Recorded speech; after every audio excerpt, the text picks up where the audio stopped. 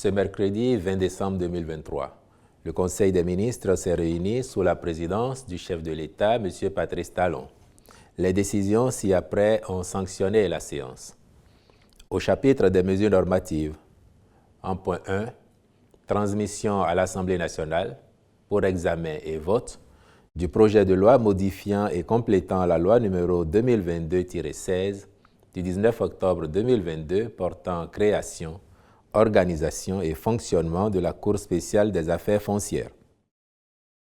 Ce projet de loi complétive suggère la redéfinition des compétences d'attribution de la Cour spéciale des affaires foncières pour lui permettre de connaître désormais autant des actions en revendication ou en confirmation de droits de propriété que des actions relatives à l'expropriation pour cause d'utilité publique.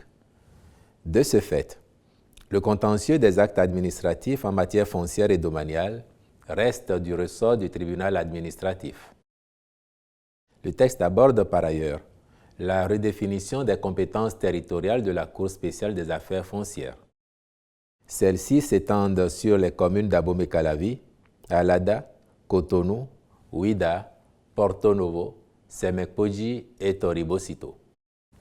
De même, la Cour connaît désormais des litiges relatifs au fonds de terre s'étendant sur une commune limitrophe de celle mentionnée ci-dessus, la loi de 2022 n'ayant pas précisé la juridiction compétente dans ce cas de figure.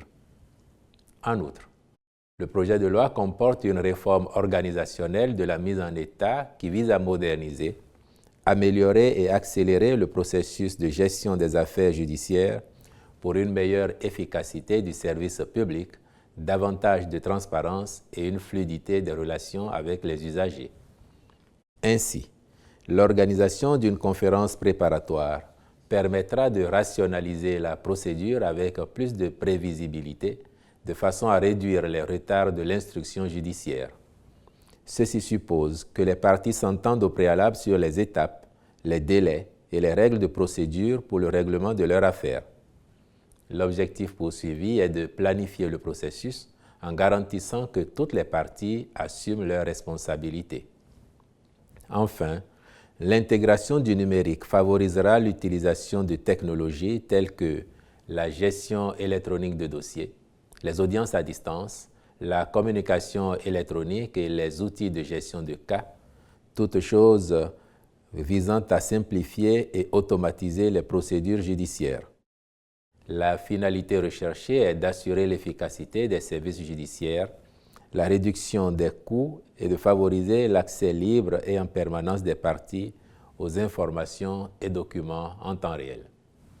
Au total, cette innovation induira un meilleur suivi par les parties au procès de leurs causes et du règlement en cours, plus de transparence sur le déroulement de la procédure et le renforcement de la confiance dans le règlement judiciaire des affaires, les parties comprenant et participant activement au processus.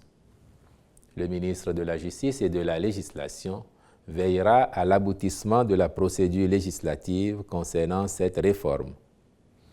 En point 2, création de la société d'entretien et de maintenance des immeubles semis et approbation de ses statuts.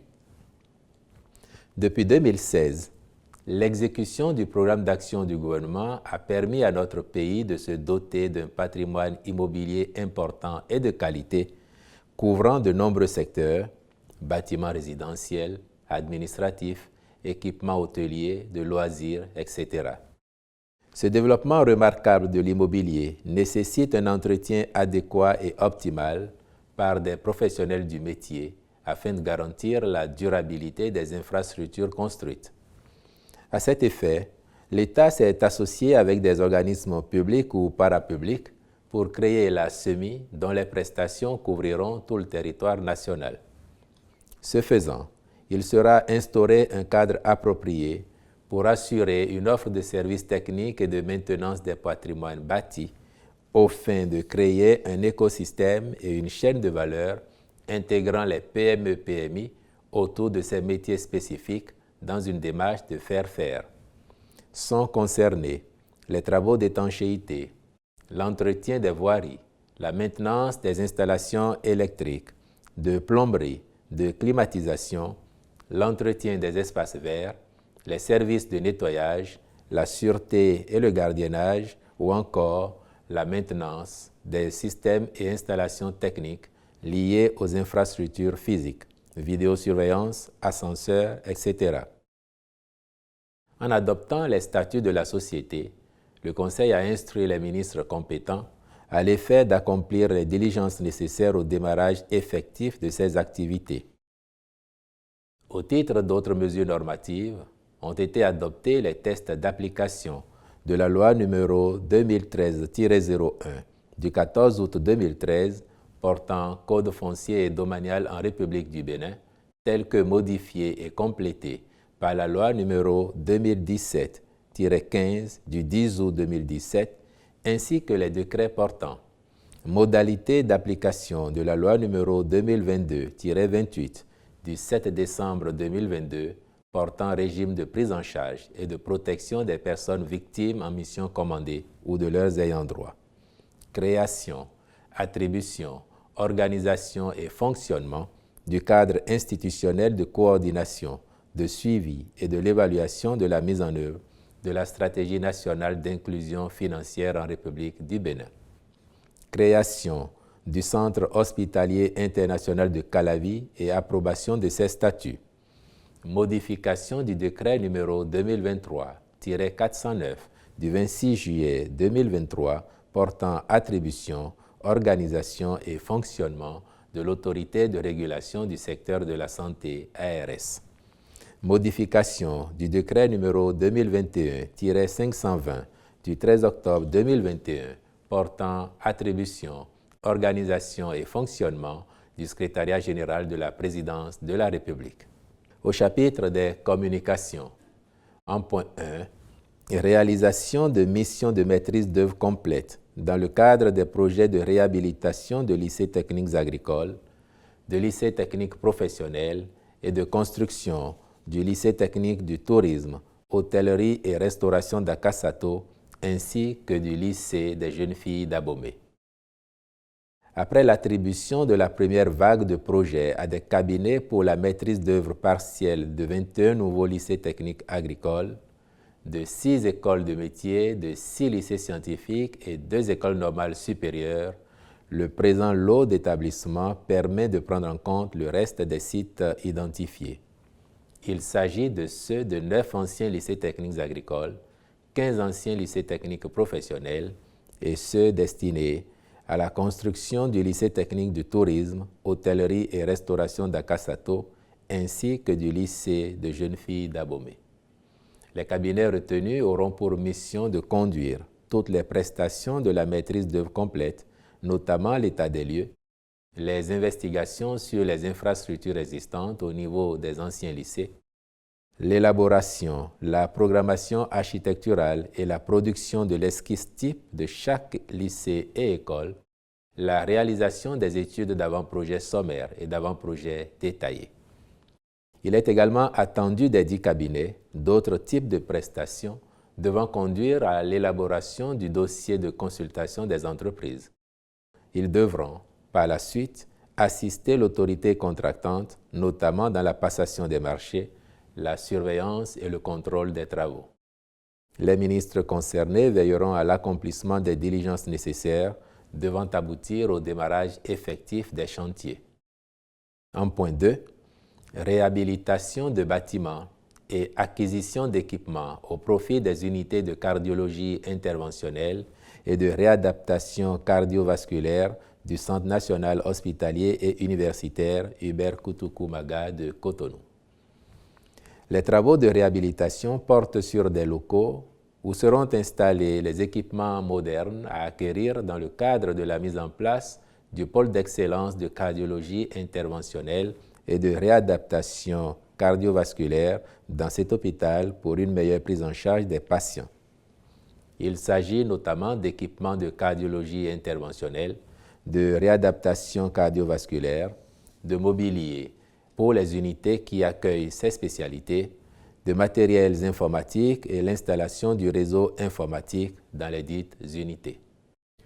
Au chapitre des mesures individuelles, enfin, ont été prononcées les nominations ci-après.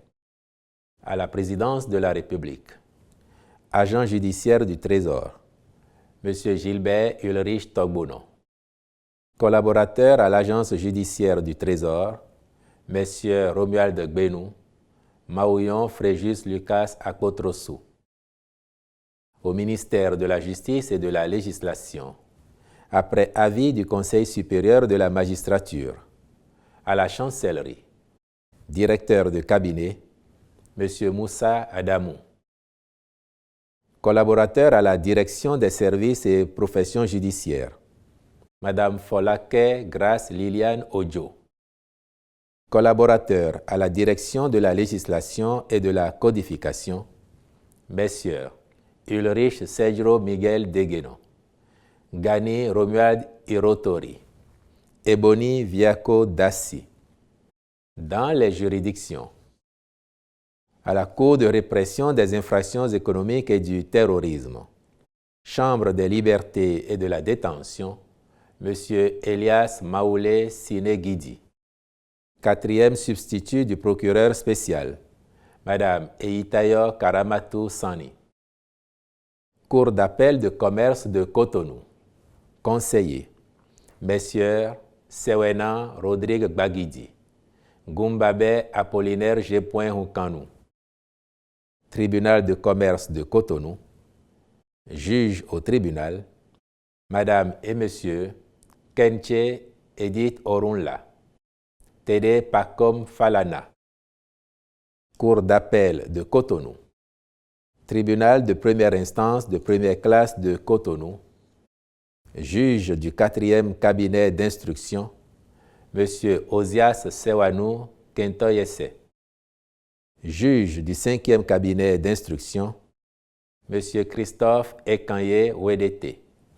Juge au tribunal, Messieurs Enayon Marion Lerich Atimakan, Delphin Yatopa, Pamphile Awogbosa, Gigonou Thierry Apoin Medeyonwa Djidonou, Arcadius Thierry Huefa Kosilate Adjaouhwe.